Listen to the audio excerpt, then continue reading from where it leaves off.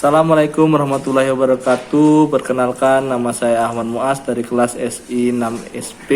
Kali ini saya akan mempresentasikan materi 13, yaitu pendekatan matematis dalam perencanaan. Ada dua metode transportasi dalam program matematis perencanaan, yaitu metode transportasi dalam program linier dan linear decision rule atau LDR.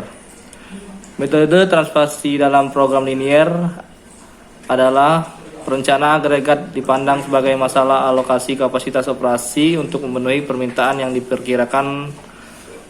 Rencana agregat dapat dirumuskan dalam format program linier, sedangkan linear decision rule adalah model perencanaan agregat yang berupa untuk mengoptimalkan tingkat produksi dan tingkat jumlah tenaga kerja sepanjang periode tertentu.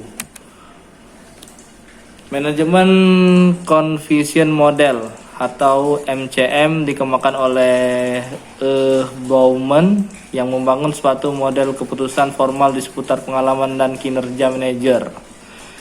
D. Simulasi, suatu model komputer yang dinamakan penjadwalan lewat simulasi. Pendekatan simulasi mengungkapkan prosedur pencarian. E. Disegrasi, output dari proses perencanaan agregat biasanya berupa jadwal produksi untuk pengelompokan produksi berdasarkan famili. F. Perencanaan agregat di sektor jasa. Pada kenyataan sektor jasa seperti bank, usaha angkutan, restoran cepat saji, penerapannya lebih mudah daripada di perusahaan manufaktur. Penerapan perencanaan agregat di sektor jasa diantaranya pada restoran, industri penerbangan, rumah sakit, dan rantai perusahaan kecil nasional, dan jasa lain-lainnya. Penjadwalan jangka pendek, source time. Pentingnya strategi penjadwalan jangka pendek. Dengan penjadwalan efektif, perusahaan dapat menggunakan asetnya dan menghasilkan kapasitas investasi yang lebih besar, dan sebaliknya mengurangi biaya penjadwalan, menambah kapasitas fleksibilitas yang terkait, dan memberi waktu pengiriman yang lebih cepat. Dan dengan demikian pelayanan kepada pelanggan menjadi lebih baik. Isu-isu penjadwalan berkaitan dengan waktu operasi. Penjadwalan dimulai dengan perencanaan kapasitas yang meliputi fasilitas dan penguasaan terhadap mesin.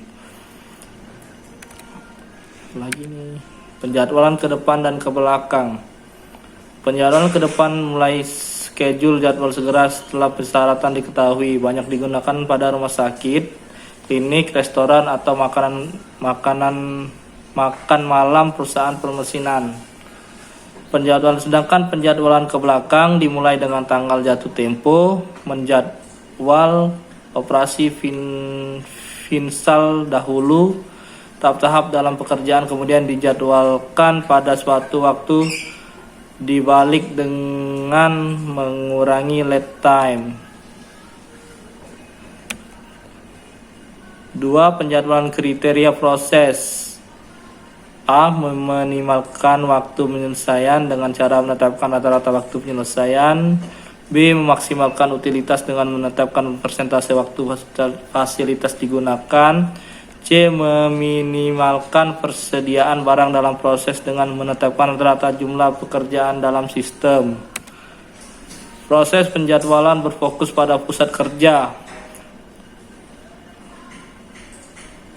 Menjadwalkan pesanan yang akan datang tanpa mengganggu kepada kapasitas pusat kerja individu. Mengecek kesediaan alat dan bahan baku sebelum memberikan pesanan ke suatu departemen. C. Membuat tanggal jatuh tempo untuk tiap pekerjaan.